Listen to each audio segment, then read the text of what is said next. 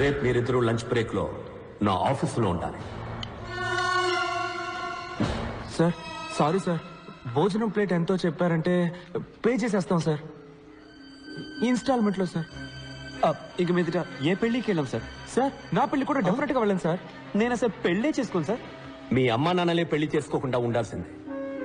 ఈ లోకంలో ఇద్దరు మూర్ఖుల సంఖ్య తగ్గుండేది. క్లాస్ కి స్పీకుతాడా ఏంటి? Pay attention.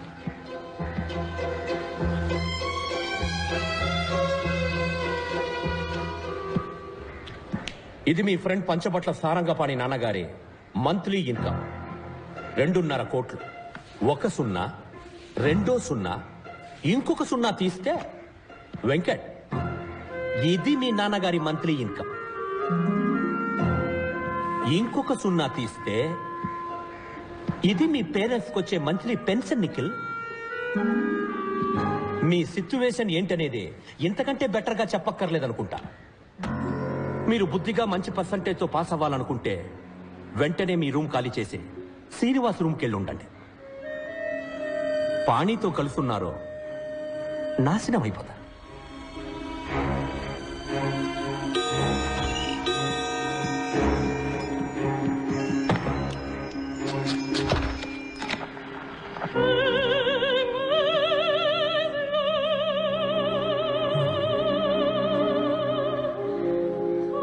ఏంటన్నా సేవ్ చేసుకుంటారా? వద్దు సార్. Then get lost. దీన్నే విభజించి పాలించడం అంటారు. వైరస్ మన ఫ్రెండ్షిప్ ని విడదీయాలని చూస్తున్నాడు. నువ్వేం భయపడకు. భయపడి తీరాలి, ఎందుకంటే ఆయనే మనకు మార్క్స్ వేసేది. మంచి మార్క్స్ రాకపోతే మంచి ఉద్యోగం రాదు. మా నాన్నేమి మీ నాన్నలాగా డబ్బున్నాడు కాదు, ఫ్యూచర్ గురించి బాధపడకుండా ఉండడానికి. రే, ఎందుకురా ఇలా భయపేసేస్తావు? మరి వాడు ఏం చెప్తే అది ఫాలో అవ్వమంటావా? ఆలస్వాలు అని నువ్వు కంటే వాడికి భజన చేయి, నా వల్ల కాదు. రే, నువ్వు లిమిట్ క్రాస్ చేస్తున్నావు. లేదురా, లిమిట్ లో ఉందాం అంటున్నాను. మా ఫ్యామిలీ నన్నే నమ్ముకొని ఉంది. మా అమ్మకు వచ్చే పెన్షన్ మా నాన్న మందులకే సరిపోతుంది. 50 సవలైనా లేకపోతే మా అక్కకి జీవితంలో పెళ్లి అయ్యేలా లేదు. మా అమ్మ మంచి చీర కట్టుకుని 5 ఏళ్ళు అవుతుంది తెలుసా. మదర్ తెరీసా జీవితాంతం తెల్ల చీర కట్టారంట తెలుసా. మా ఫ్యామిలీ కష్టాలు మీకు కామెడీగా ఉంది కదా. రే నిఖిల్, మనం చదువుకోవాలి, పాస్ అవ్వాలి నిజమే. అందుకని మార్క్స్ కోసం మంచి జాబ్ కోసం చదివే ప్రయోజనం లేదురా.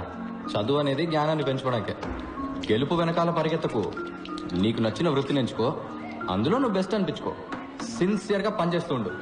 గెలుపు ఆటోమేటిక్ గా నీ వెంట వస్తుందని స్వామీజీ చెప్పారు. ఏ స్వామీజీ చెప్పాడు? పాణియానంద స్వామీజీనా?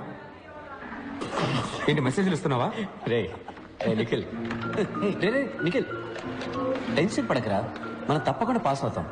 Nothing is impossible. Nothing is impossible. ఇదిగో నేను మళ్ళీ ఇందులోకి ఎక్కించు. Nothing is impossible. ఇది ఎలా? బ్రిటిష్ వాళ్ళ నుంచి తప్పించుకున్న ఇండియా మన పొలిటీషియన్స్ కి దొరికిపోయినట్టు నిఖిల్ మాకు దూరంగా ఉండాలనుకుని శ్రీనివాస్కి బలైపోయాడు.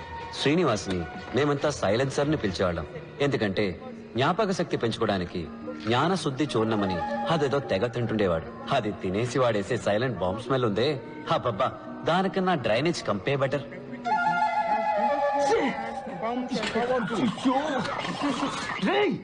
I didn't do it. రే నిఖిల్, నువ్వేసి నన్నంటావే. సైలెన్సర్ రోజుకి 18 గంటలు చదువుతాడు, సారీ బట్టి పడతాడు. అయినా ఇంకెవరైనా ఫస్ట్ వస్తారన్న భయంతో ఎగ్జామ్ కి ముందు రోజు రాత్రి వాళ్ళ వీక్నెస్ తోటి ఆడుకుంటాడు. ఎగ్జామ్ లో ఫస్ట్ రావడానికి వాడికి తెలిసిన 2 రూట్లు. 1, తనకి ఎక్కువ మార్క్స్ వచ్చేలాగా చదవడం. 2, మిగతా వాళ్ళకి తక్కువ మార్క్స్ వచ్చేలాగా చేయడం. సైలెన్సర్ కి బుద్ధి చెప్పడానికి, నిఖిల్ ని కాపాడడానికి పాణి ఒక ప్లాన్ వేశాడు. మన కాలేజీ ప్రిన్సిపల్ సంస్కరించడంలో రారాజు. సంస్కరించడం అంటే ఏమిటి? అర్థం తెలుసా? చెప్పు. అర్థం తెలియకపోయినా నేను బట్టి పట్టుకెళ్ళను. చెప్పు. అయితే పట్టు. ఆ సంవత్సరం టీచర్స్ డే ఫంక్షన్ కి శ్రీనివాసే వెల్కమ్ అడ్రస్. వైరస్ ని ఇంప్రెస్ చేయడానికి అచ్చ తెలుగులో స్పీచ్ రాసిమ్మని లైబ్రరీన్ బోస్ ని అడిగాడు.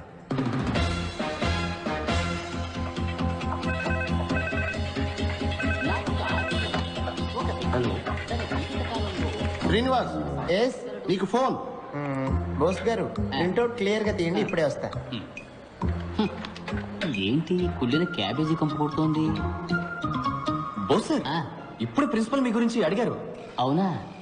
అయితే నేను వెళ్ళి కలిసి వస్తాను. ఇది నువ్వు శ్రీనివాస్కి ఇచ్చేయి. Hello, tell me. Commissioner office నుంచి మాట్లాడుతున్నా.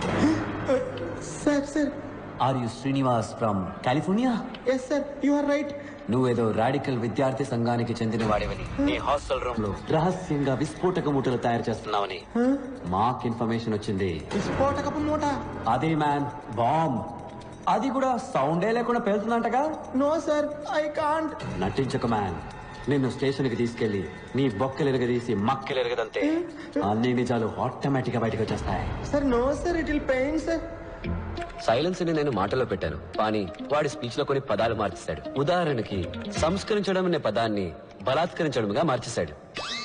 ఎక్స్క్యూజ్ మీ సార్, పిలిచారట? ఎవరు నువ్వు? Bose, librarian, permanent staff sir.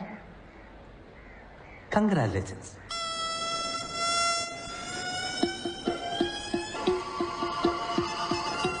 ఒక్క నిమిషం, కమిషనర్ నీతో మాట్లాడతారట.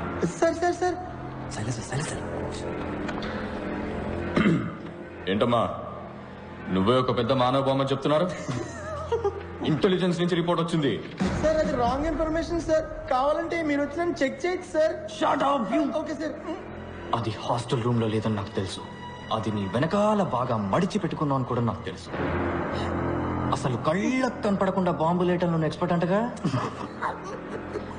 నీలాంటి వాళ్ళు చేసే అకృత్యాలకే ఓజోన్ లేయర్ లో బొక్క పడిపోయింది.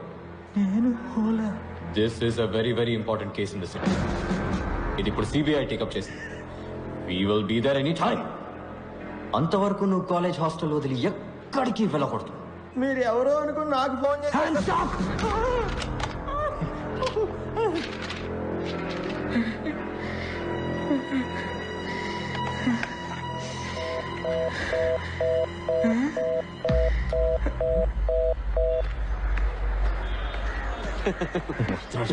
ఏ సైలెన్స్ సార్.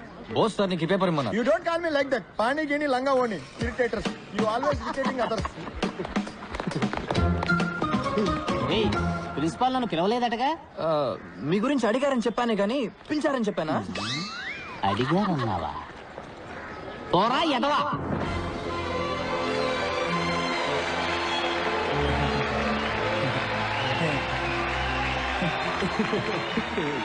మాన్యశ్రీ మంత్రివర్యులకు, గౌరవనీయులైన ఉపాధ్యాయులకు, విద్యార్థులకు హృదయపూర్వక వందనాలు. గత వారం ఇండియా టుడేలో ప్రచురించిన ఉత్తమ యంత్ర నిపుణుల కళాశాల పట్టికలో మన కళాశాల ఇండియాలో 7వ స్థానంలోను, ఆంధ్రప్రదేశ్లో మొదటి స్థానంలో నిలిచింది. ఇంతటి గౌరవానికి ఒకే ఒక్కరు కారణం. వారే మన సంచాలకులు శ్రీ విరూపాక్ష సుందరం గారు. సార్, గొంతు మాత్రమే వాడిది, మోటార్ని నావే. గడిచిన 32 ఏళ్లగా ఈ కళాశాలలో పలు విద్యార్థులు మాటలకు అందని రీతిలో వీరిచే బలాత్కరించబడ్డారు.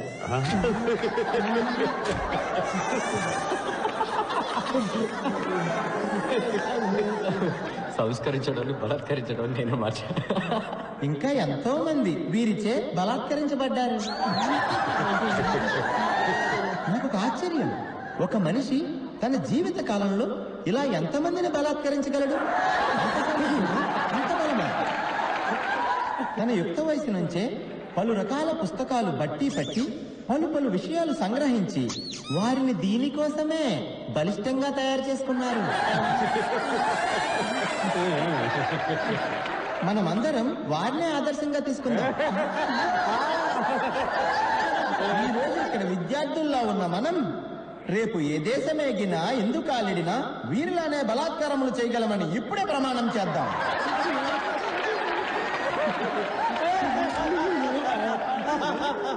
ఐఈసీ విద్యార్థులంత బలంగా ప్రపంచంలో ఏ విద్యార్థి బలాత్కరించలేడు అనే నిజాన్ని నిరూపించి చూపిద్దాం.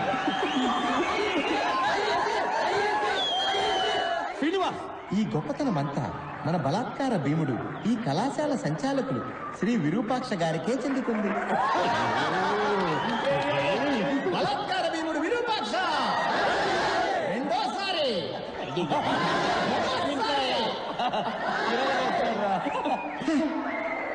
ఆ తర్వాత మన ప్రియాతి ప్రియమైన రతి క్రీడా మంత్రి గారు రతి క్రీడ అంటే సెక్స్ కదా? రతి క్రీడే ఈయన ఊపిరి. చూసా, క్రీడ రతి క్రీడ అయింది. రతి క్రీడ కోసం అత్యున్నతమైన వక్షాలు కలిగిన వారు వీరు. లక్ష్యం వక్షం అయింది. వక్షం అంటే లేడీస్ ఎదురా బ్రతకుండా ఏంటి మీరు భాష ఇంత అసహ్యంగా మాట్లాడుతున్నాడు? ఏ రతి క్రీడా మంత్రి వర్య, మీ వక్షాలను మా బలాత్కార భీములు వారు ఎల్లప్పుడూ గమనిస్తూనే ఉంటారని తెలుసుకోండి.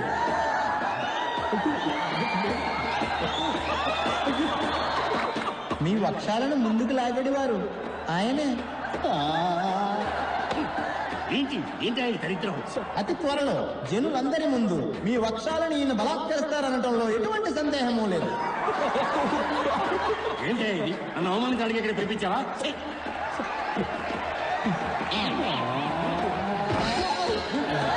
ఈరోజు మన అధ్యాపకులకు దినం. గురు బ్రహ్మ గురు విష్ణు గురుదేవో మహేశ్వర. మనకి విద్యను నేర్పించి మనుషులుగా తీర్చిదిద్దిన అధ్యాపకులకి మన దుర్వాసన చూపించడం మన కర్తవ్యం. సైలెన్సరా మజాక ఎవరిని వదలట్లేదురా. విశ్వాసం దుర్వాసన అయింది. దుర్వాసన ఎలా చూపించగలము? ఎక్స్పర్ట్ చెప్తున్నాడు విను. దుర్వాసన 4 రకములు. కర్మ కర్మ ఏమిటి వాగుడు? దఠం బఠం భయం నాస్తి. ప్రియాకారం అల్పఘోరం, దుస్సాకారం మహాఘోరం, నిశ్శబ్దం సంకుటం.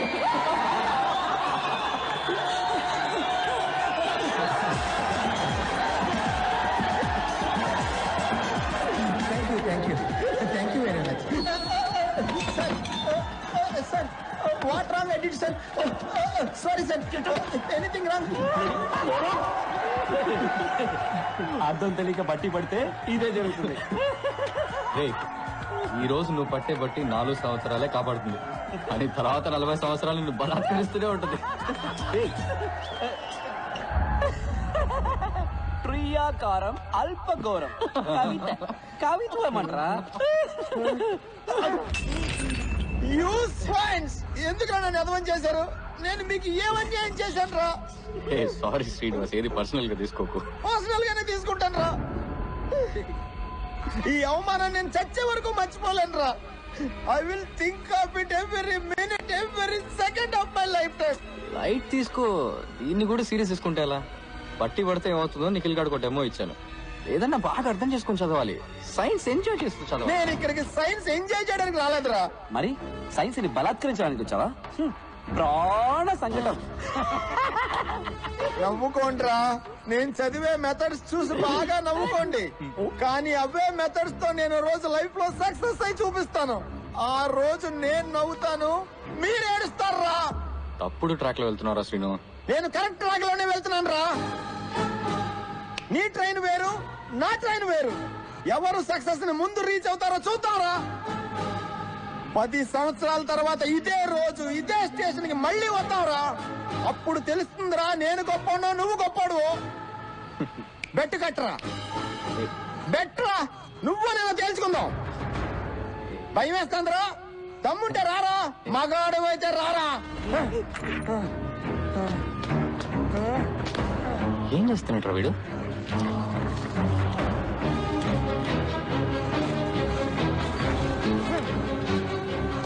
నీకు దమ్ముంటే 10 సంవత్సరాలు